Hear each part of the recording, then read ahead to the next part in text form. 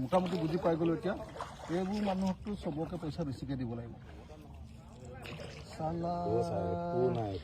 চব শেষ হৈ গ'ল একো নাই বুলি ক'লো নহয় একো নাই কিয় মানে ঘৰখনৰ ভিতৰলৈ আহিলে যে বেয়া লগা বাদে বেলেগ বস্তু হেৰি নাই আপোনাৰ ঘৰ কোনখন দা মোক এই চাৰ্জে সোমাইছিলে প্ৰথম চাৰ ঘৰটো কাষৰ আমাৰ জইণ্ট ফেমিলি 3জন আছোঁ তাই দাদা ঘৰত আপুনি ভিতৰত সোমাই দিছিলে আকৌ ভতিজাটোৰ পঢ়া কথা যে কৈছিলে যে কেনেকৈ পানীটো হেৰি হ'ল কওকচোন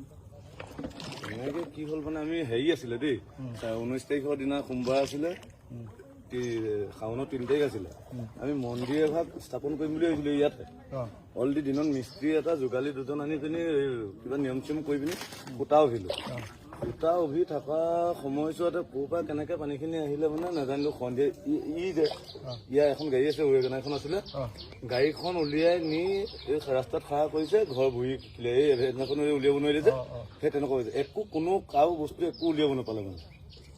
সব গোটেই গাঁওখনহে গোটেই গাঁওখনে মোৰ বা কাৰোবাৰ বুলি নহয় গোটেই গাঁওখনে আইলা হাবি গাঁও 8 নম্বৰ ৱাৰ্ডত মগহাট পঞ্চায়তত গোটেই গাঁওখনে এইটো যে মানে সেইটো এটা কিমান ডাঙৰ ঘৰ দিছে নাই কিমান কয় সেই ঘৰৰ ভিতৰত এবুকু পানী হৈ গৈছে সেই ঘৰৰ ভিতৰতো এই ঘৰৰ ভিতৰতো এবুকু পানী হৈ গৈছে এই অঞ্চলৰ আটাইতকৈ ভাল ঘৰ ওখ ঘৰটো সেইটোৱে ভাল ঘৰটো সেইটোৱে সেই ঘৰটোৰ ভিতৰতো এবুকু পানী হৈ গৈছে এয়া লাহে লাহে এইটো অকণমান 100 মিটাৰ এটা ব্লক বনাইছিলে